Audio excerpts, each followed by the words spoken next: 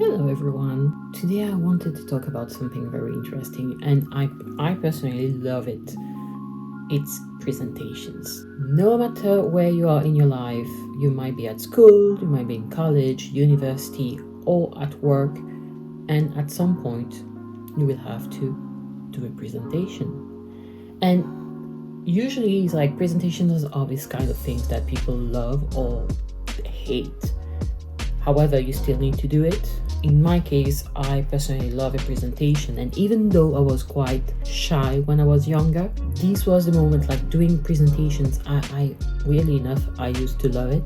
I don't know why. I think it was like for me, I was transforming into someone else, like into a character, and for me, presentations was like it's showtime. It's showtime. And I used to love it, and I was doing quite well. So weirdly enough, I was not very good in talking one-to-one with someone, but I was great in talking in front of multiple people. It might have been the case because of the subject I was choosing, but in some cases, like when you're doing a work presentation or if you have to do something for the uni, most of the time it will be like a subject that will be allocated to you, so it's not as if it's something that you will be passionate about. If you're lucky, you might be, but anyway, let's not go there. What I wanted to say is that no matter how much we love or hate presentations, we always want to nail them and get out of the room people thinking like, oh my god, this was the best presentation ever, like ever. Best presentation ever. What I wanted to talk about is basically how to be more confident or even like look more confident when doing presentations, which is why I have for you 5 tips that will help you be more confident when presenting. So let's start with tip number 1, and it's going to be like a very basic tip, but I'm going to say please. Tip number 1 is don't read your slides. I'm going to repeat it again. Please don't read your slides.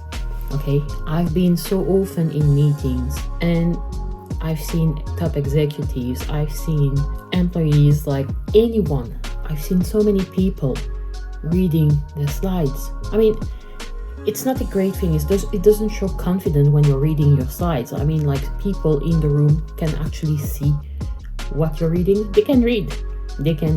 So you don't need to read everything that is on the slides. And to be honest, like by reading what is on your slides, you're showcasing as if you're not very sure about what you're talking about. It seems that you don't know the subject that you're talking about. And that's why it's always great, like to be prepared, like have some bullet points ready. If you really need notes, you can write them down in the notes part of the PowerPoint, for example, or you could have like a paper with your notes in there, like few bullet points. Like don't write a full script, just have like few bullet points that are going to help you during the presentation. It will help you guide you about what it needs to say. And sometimes, with the stress, you might be forgetting some points. It's always good like to have like some bullet points of what you want to talk about, but don't read. Please don't read.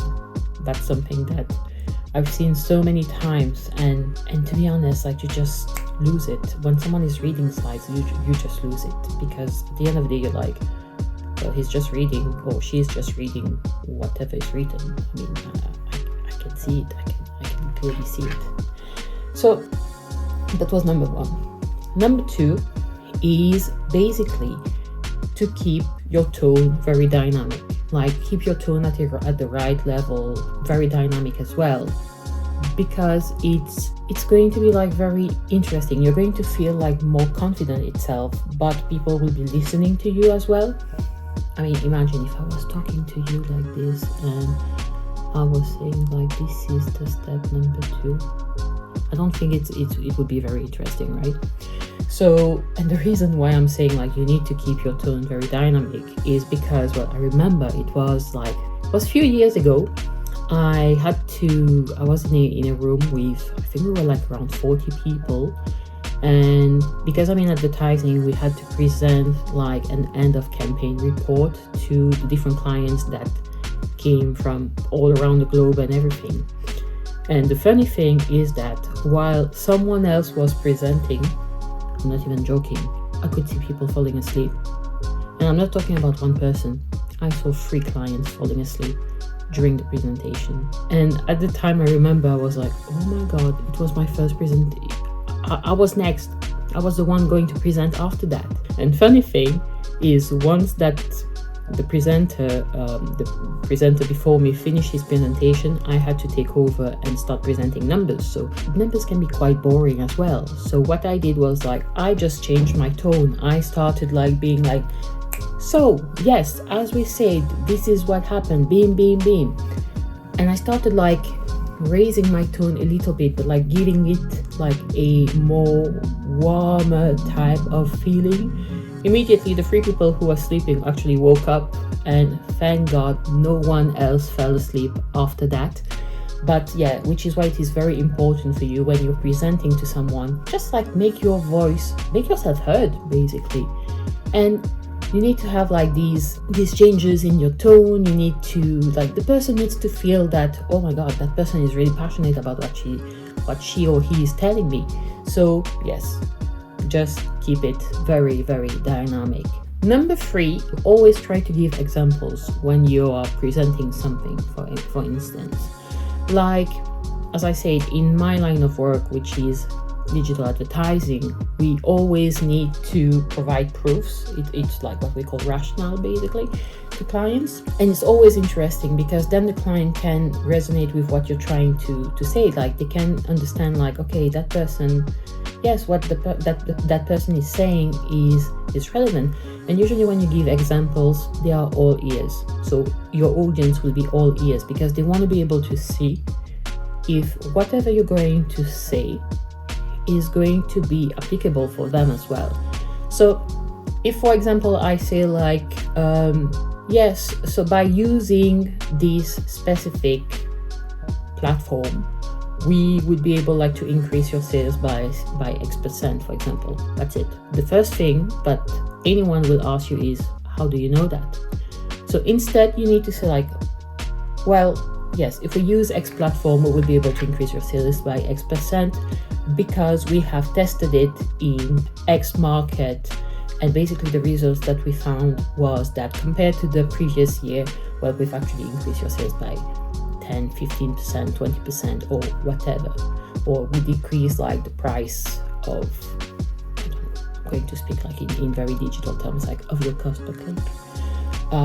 So yeah, give examples. People love an example. And if you don't have like concrete examples, what you can say is like, well, we didn't test it yet. However, we are planning to test it in the next couple of weeks or the next couple of months on this market. And we are expecting to see like an increase of X, Y, Z. Like, even if you don't have like an actual example at the moment that you're talking to the client or talking to your peers, well, it's okay. It's okay. However, you can say like, well, but we are planning it. Like, you can try to showcase them that, well, yes, you're trying to find a solution to whatever you're explaining on the PowerPoint or during your presentation. Step number 4 is an interesting one, which is to keep eye contact. I know it can be like very, very tricky because some people don't really like to keep like eye contact, or might feel very overwhelming, I would say. But from a presentation perspective, not only gives you confidence, but it also allows you to create a bond with the people you're talking to in the room. And you don't need like to have like to stare at someone like during the whole presentation. No, you can just shift your eyes across like the room and try to catch like the eyes of some people in the room as well while you're talking. It makes the person feel like, oh, you're addressing me. That's great. And at least the person have to, well, it's a good trick as well to make the person, to be sure that the person is actually listening to you and is really focused on what you're saying. So just make sure that you keep eye contact with the people. And if you're feeling very overwhelmed by that and you're not feeling very comfy in looking in the eyes of people, a little trick that I used to do, and yeah, from time to time I do it still, is that I look either on the side of the person, so it seems like, yeah, the person, I'm looking at the person, but actually, I'm just looking like just next to the person, or on the forehead. Like you just look at a point on the forehead and you will be good to go. But yeah, try to keep as much as possible like eye contact, because it showcases like you're confident and you're actually addressing yourself to the person directly. And finally, the fifth point is, well, I've been doing it throughout like this whole video, is using your hands to talk. Because it makes it like much more dynamic as well, right? It makes it dynamic when you're explaining something, you're using your hands. Like it shows like passion, and also for the people, like they will be like, oh, okay, keeps them awake.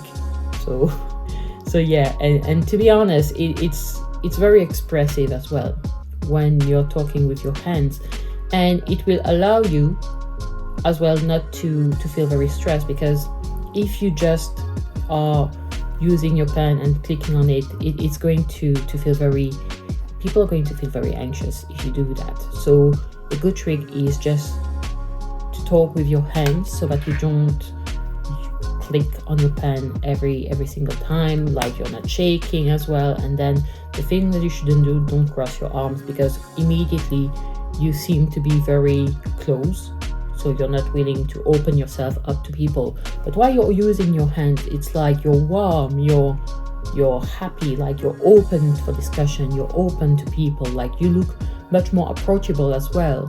And as I said, it showcases like passion. So yeah, just make sure that you're using your hand. Like there's no such thing as using too much hand. Well, don't make gestures that are, how would I say, but are not PC, so politically correct. But when you're explaining something, just try to use your hands as much as possible. So to summarize, the 5 steps to showcase like confidence when you're presenting would be like, number 1, don't read your slides.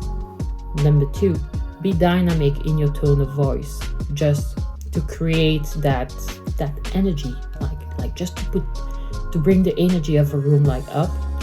The step number 3 would be like to give examples, like in anything that you're explaining, just give examples. People love an example, they love proofs of what you're talking about. Tip number 4 will be to make sure that you're keeping eye contact with your audience, just to make them understand that, well, you're there, you're listening to them. And finally, tip number 5 is to use your hands to be able like to express, to be expressive, to be able like to showcase that, hey, I'm passionate about what I'm talking about, I'm very confident about what I'm talking about as well. So here it is. I really hope that these tips are going to be very useful for you. They have been very useful for me in as long as I could remember, to be honest. I've been using it now for so long, and every single time like it really helped me. And so far I've never had like anyone complain about my presentation skills. And at the end of the day, you just need to learn. Like, to be honest, it's going to come with experience, and I'm sure that you're going to do great. So I would love to hear about, how did your presentation go? What are the things that you really don't like about presentation? Or even like if there's any tips that I didn't cover but you feel that could be very helpful as well, just please leave in the comment below. I would love to know what are the different tips that you have to feel like much more confident during your presentation. So thanks for watching, guys, and I'll see you in the next video. Bye.